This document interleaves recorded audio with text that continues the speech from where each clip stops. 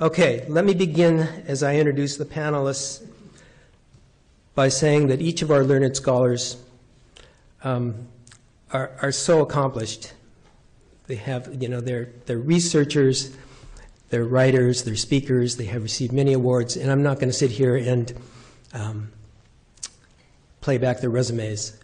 You can Google each one of them, and it's that thick. Okay, so I'm going to begin by introducing Dr. David Finkelhor. Dr. Finkelhor has been in the field, I believe, since about the mid-1970s.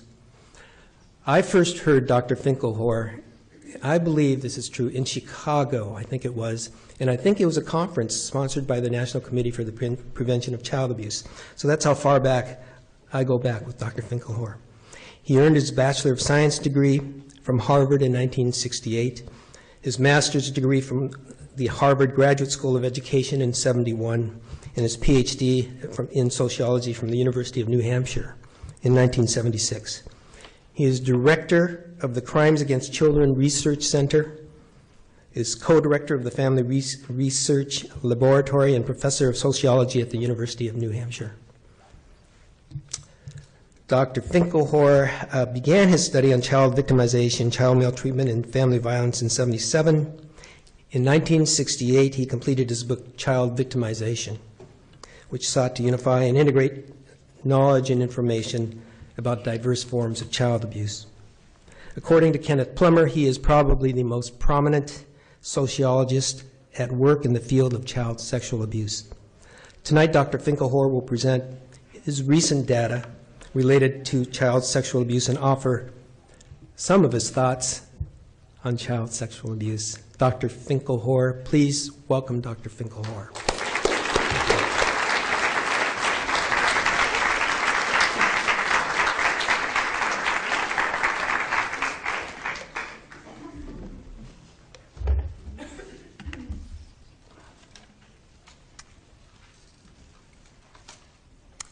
So for those of you that are alarmed to see me sort of in this doddering state, I'm recovering from some back surgery that I had. And I like to reassure people because there's this scurrilous rumor going around that I'm suffering from a degeneration from too many years of groveling for government grants.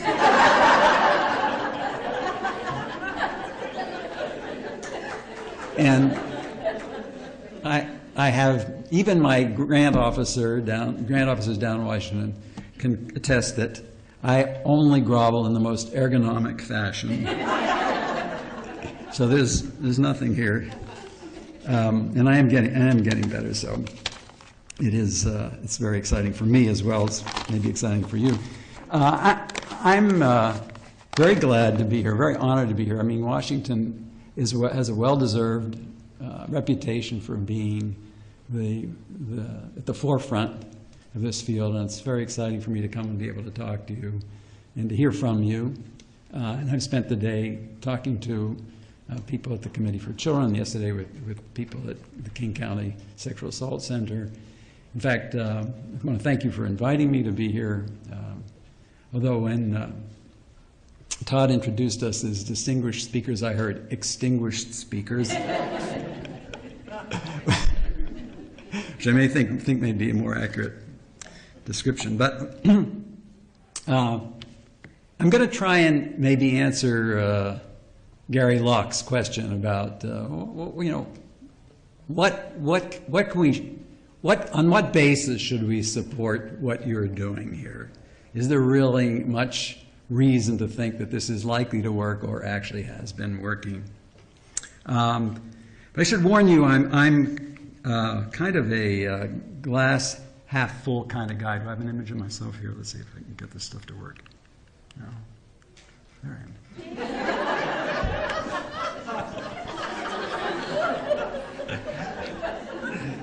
I am. Some of you might say that means I'm half full of it. Maybe you'll decide that after. But I am going to start out by emphasizing what I think is some good news that I don't think has gotten sufficient attention. you know, the people in this room, perhaps it's easier for me to talk to you than it is a lot of people because you've been working here on this topic for a long time. But I think it's very impressive to think about all that's changed on this topic in the last 40 years. All the news coverage that there has been, all the films and novels that have treated this issue, the legions of people who've received training of one sort or another, professionals on this topic, literally thousands of studies that have done on some aspect of this topic, the programs that have been developed, just the quantity of information that exists that didn't exist 40 years ago. I mean, think about how many new memes have been coined that encapsulate ideas that make reference to things that people didn't even have any concepts about before. Megan's Law, Jerry Sandusky, priest abuse, McMartin, children's advocacy centers, internet predators, good touch, bad touch, sexting. These are all things that I think call to mind things that people now know and think about in this area that just simply weren't part of the culture 40 years ago. And I think that the consciousness about sexual abuse of children that was awakened in the 20th and now the 21st century will in retrospect be viewed as a tremendous milestone in the history of child betterment. The effort to understand and remove this age-old scourge from what has been for many a nightmare of childhood, I think will be seen as a major addition to human enlightenment and will have many, many positive and lasting impacts on society as a whole.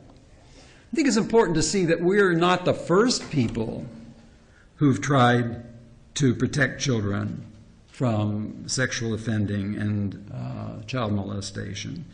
I think with just a little reflection, you'll realize that the instinct to protect children in this way is fairly deep and universal and maybe has even biosocial roots to it. And parts of cultural practices as diverse as things like single-gender education, burqas, statutory rape laws can at least be in part seen as efforts to protect children. But I think that the modern incarnation of this effort is different in two very, very important ways that we should acknowledge. First is that the effort has been based on a greatly more detailed and enlightened understanding of the problem and all its varieties. We always talk about the abandonment of the stranger danger model, which I do think was the thing that dominated people's awareness for an awful long time. But that's, I think, been a small part of it. There's much more. There's really been an inventory of the full variety of situations and relationships where this violation can occur, from youthful perpetrators, teachers, religious authorities, dating situations. And we have detailed the varieties of strategies and motives of offenders. We've detailed the various elements that contribute to harm, stigma, guilt, isolation, family reaction, the ineptitude of social interveners and all of that. I think this complex set of understandings has been really crucial to a much more enlightened approach to this problem. And then there's a second difference that I think is less often highlighted, but has been apparent to me in recent years. And that's we've begun to disentangle the protection of children's sexual autonomy from the clinging web of the other more primitive and oppressive social practices to which it's been linked historically and culturally. So if you think about it, historically and cross-culturally, efforts to protect children's sexuality were mixed up with many, many, I think, profoundly retrograde notions. Some of them, for example, the idea that certain disfavored social groups were intrinsically sexually predatory towards children. You know, in our historical case, this has been blacks and homosexuals and immigrants. I think that the prevention efforts of the past were also historically surrounded by adult and family efforts to regulate and suppress girls and their independence. There was tight control over who girls could associate with, what they could wear. There were inflated notions about the ownership stake that families and men had in the sexuality of young females and the honor status of this. And there were efforts that, I think the efforts were also tied up with notions about the dangerous effect of sexual knowledge even, in efforts to shield children from sexual knowledge as a way of protecting their sexual autonomy. So I think we've managed to kind of liberate the efforts to protect children's sexual autonomy from some of this baggage. And that's been very important. We aren't entirely there yet by any means, as evidenced by the fact that there's still opposition to sex abuse education among some who see it as a kind of introduction of dangerous sexual knowledge. But I do think that change has been really enormous. So I want to detail more of this kind of change because I think it's so important to recognize. Let's see, there we go. And I've broken it down into three big domains, at least in regard to its impact on preventing sexual abuse. That is law enforcement, educational programming, and public awareness. And in these domains, unfortunately, we don't have yet conclusive evaluation evidence that our approaches in these areas are working. But I do think that we can make strong cases for the value of a lot of what we're doing, although maybe not everything, because there is more generic kind of social scientific evidence behind these approaches that I would like to draw attention to. And what I'm going to do is outline what I see as some of the logic models behind the efforts that have been made in this area that I do see as having at least some evidence behind them in support of what we're doing. Although in some areas you'll see I think it's a little bit lean. So let me talk a little bit about law enforcement. Okay, there we go. It is impressive what's happened in the law enforcement domain. We have had a massive mobilization on the part of law enforcement to flush cases of sexual offending against children out of the underbrush here where it was very, very little attended to in generations past. We've had a huge amount of training of police and prosecutors in how to investigate and conduct prosecutions and training of judges. We've had massive revisions of legal statutes to facilitate all of this. Is there evidence that it actually has helped? Well, one thing that it's clearly done is it's taken a lot of individuals who have a proclivity to abuse children out of circulation. The data I have show a tripling between the early 1990s and the mid-2000s. It's probably gone up even a lot since then. There is evidence in the criminology field that when you take offenders out of circulation, it does reduce the crime rate. In fact, studies of crime in general have shown that incarceration is maybe responsible for about a third of the decline in crime that we've seen in the United States since the early 1990s.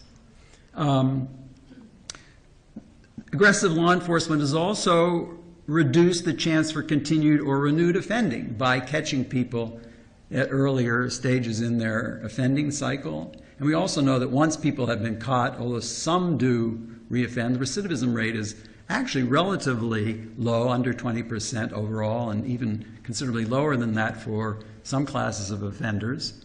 And that tends to be a much lower rate of reoffending than you have for what we know about people who don't get caught, who seem to continue, or much more likely to continue on their path of offending. The other thing that the law enforcement effort has done is it, I believe, deterred a lot of offending by conveying that there's a considerable likelihood that you're going to get caught because so many people have, and there's been so much publicity about that.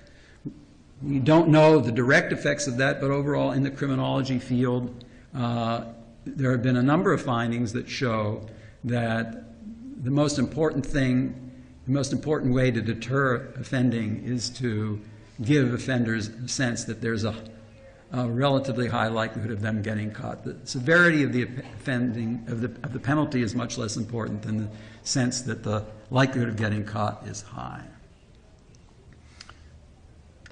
So the reasons to think that the logic model with regard to our aggressive criminal justice efforts could be working. I think another area of prevention that we don't often think about because it involves less the people in this room than people who are out there probably doing broadcasts or writing up their stories for tomorrow morning's papers is the enormous amount of public awareness that's occurred about this issue in the media. The volume of newspaper stories and magazine articles and television programs on this topic. I don't think it's fair to say, as you sometimes hear people say, that this is an issue that nobody talks about. It's a topic that gets a tremendous amount of coverage, I think, in comparison to other social problems. And I think we have reasons to think that that has had a very positive effect. For one thing, it's been an important part of the deterrence paradigm, that people hear about this and realize that people know that it's occurring and get caught. But I also think it's likely had a big effect on guardianship, as parents and other people involved in children's lives know about this problem and think about different ways to help protect them by making choices about who they let their kids hang out with, or even choices about who they hook up with or remarry, or choices about what to talk to their children about. So improved guardianship is another factor. Victim stigma reduction, I think, is also something that we might well expect from this kind of greater awareness. That is to say, one of the classic elements to the sexual abuse situation of people in generations past was growing up, never hearing this talked about and thinking that you were the only person that this occurred to. That doesn't happen anymore. And there's a lot of reason to think that people who grow up today who've had these kinds of experiences don't feel so isolated, don't feel stigmatized by it, and get a fair amount of information from the media that helps in putting it in some kind of context and making meaning out of what actually happened to them. We don't know specifically that happens, but we do know from the studies that have been done of treatment with young people who have been sexually abused, that getting information, getting accurate information, particularly about stigma, does seem to be an important factor in reducing long-term effect of sexual abuse. So there is some empirical basis for thinking that would be helpful. Finally, an enormous amount has gone on in the whole education field. With a lot of you, sounds like, have been involved in that. Efforts to provide education to parents, to provide education to young people in schools, to provide education to young people in youth-serving organizations. Once again, it would be nice to know that we had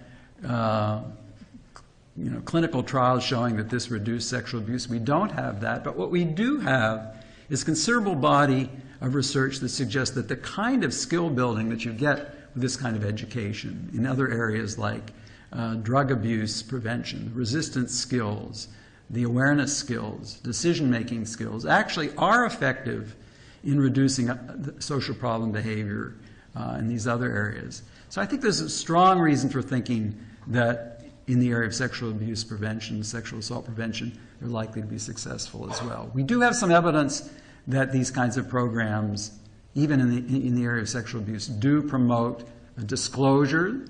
There's also reason to think that they help in reduction of secondary harm. That is to say that kids who've been exposed to these kinds of programs are less likely to think that what happened was their fault, or to feel guilt and shame about what happened, or to sort of keep quiet about what was going on.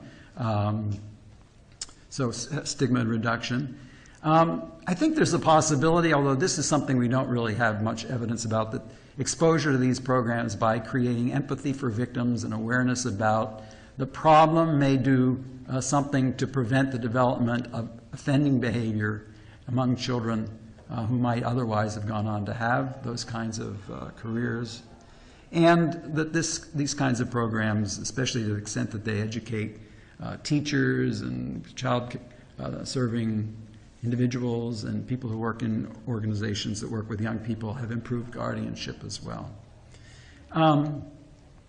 So here is, I think, though, the best news that all of that has been having some effect. There's quite a bit of national and large-scale study trend information on sexual abuse and sexual assault that suggests that over the last 20 years there have been some major improvements.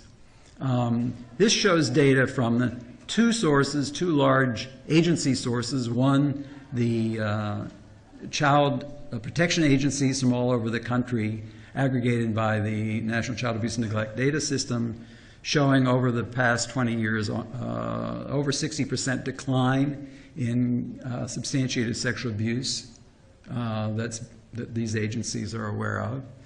And the other line is evidence that comes from police, who collect reports about sexual assaults that show a 36% decline in forcible rape.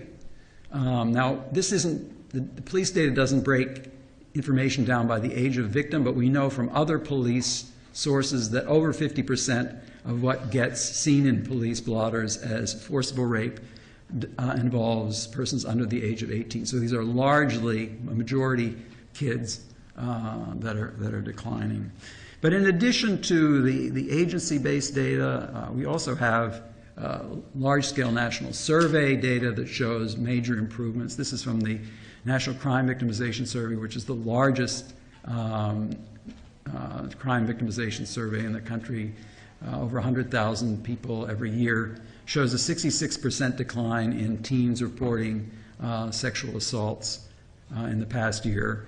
Over the last 15 to 17 years, this survey, here's another survey, and there are a couple others, the National Survey of Family Growth, that shows a rather large reduction in the percentage of females who say that their first sexual intercourse occurred before the age of 15 with an individual who was 3 or more years older than them. And there's actually a number of other data sources that point to similar improvements, which I take to be good news and strong endorsement for the kinds of policies and efforts that we've been making over the years.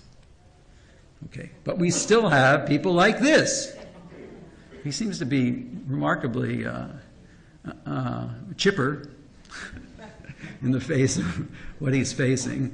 But you look at cases like this and you think, how can we see ourselves as having had some success when somebody could be molesting so many kids for such a long period of time, and so many people who you would think would have done a good job of outing him and taking care of this didn't. And I think it does illustrate that there is a long way to go. There still are far too many kids who are being abused. There's still far too many people who don't seem to have gotten the message. And we do have a lot we need to do. So I don't want anybody to go away here thinking that I think we're taking care of the issue. There are a lot of things I could talk about, but with a short period of time, I just want to emphasize a few things that to me seem like they are issues that need more attention and places where we can expand our efforts to maybe get more bang for the buck that we've been spending. One of them is to expand a lot of the awareness that we've been doing to include various other forms of sexual abuse that haven't perhaps gotten as much attention. I think maybe the Sandusky case has been very useful in drawing attention to the sexual abuse of boys, which may have been relatively neglected. I think the issue of the abuse of gay, lesbian, bisexual, transgender kids is another important area that's been neglected. I think the issue of young people being sexually victimized by their peers in dating situations is another that's maybe gotten not enough attention. And I think a particular area has to do with this issue of young people who have sexual relationships, quasi-voluntary sexual relationships, with persons who are substantially older. I do think we probably have not, as a society and as advocates and prevention educators, done enough to emphasize what's wrong with sex between adolescents and substantially older people. And I think this is an area where the norms are unclear and where a clarification of the norms might really make a big impact on reducing this kind of abuse, especially in an era when young people seem to be highly sexualized. It's easy for adults to think, hey, you know, why not just party with them? And we really need to, I think, do a lot more talking, both to young people and to adults, about why we have these rules, about not having relationships with teenagers, about it being developmentally appropriate, about the expectations on adult to mentor, not gratify their own needs, about the notions of development and inability to consent. These are things we don't talk about enough, and I think if we did and learned to do it in a structured way, we might make an impact on this problem. It's interesting, a third of all arrests for sex crimes against children are for statutory sexual offenses in the United States. It's a statistic that's not really all that well recognized and is very important. I do think we need to be making a lot more efforts toward youth-serving organizations. There are lots of places where kids hang out where, for one reason or another, they haven't kind of gotten word about what they should be doing to protect kids, from, you know, sports organizations to, you know, small church-based group. I think, you know, having off-the-shelf prevention materials that these organizations can use at low cost would be very, very helpful. I think guidelines that they can take on about appropriate guidelines for behavioral interaction in these settings would be very useful.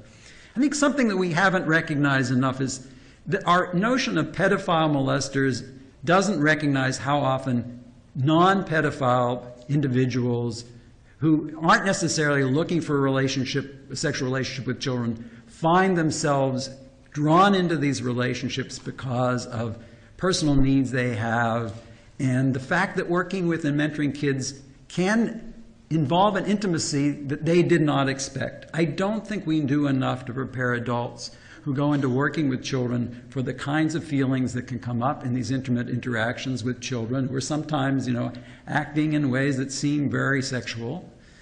And we need, I think, to do a lot more to help adults to cope with those kinds of feelings. I don't think we raise that issue, and I don't think we have provided tools for adults for dealing with that. We learned a lot in recent years about the role of bystanders. I think we understand much more that there are frequently young people themselves who are aware of what's going on in the lives of their friends and schoolmates, but who don't really act in ways that are effective to prevent them. I think we can learn a lot more from talking to them and nurturing their interests and desire to help their peers by giving them kinds of skills to intervene in situations that help protect their friends.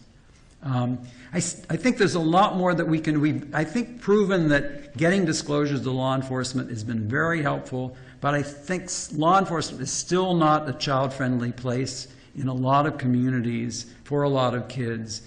We can do a lot more for helping make it child-friendlier and pitching to the community as a whole that law enforcement actually has stepped over this threshold and they are good guys and women to talk to about this issue and will react appropriately in many places, but I think we could do a lot more in that. And then finally, I think we need to think about how to integrate the sex abuse prevention into other prevention efforts. The Committee for Children is doing a wonderful job on that, but I think we have to think about all the places where we can do that, because increasingly it's just not cost-effective or politically possible to have standalone sex abuse prevention education going on when all kinds of prevention demands are being made of policymakers everywhere. So I put this up because it's funny, not because it means anything.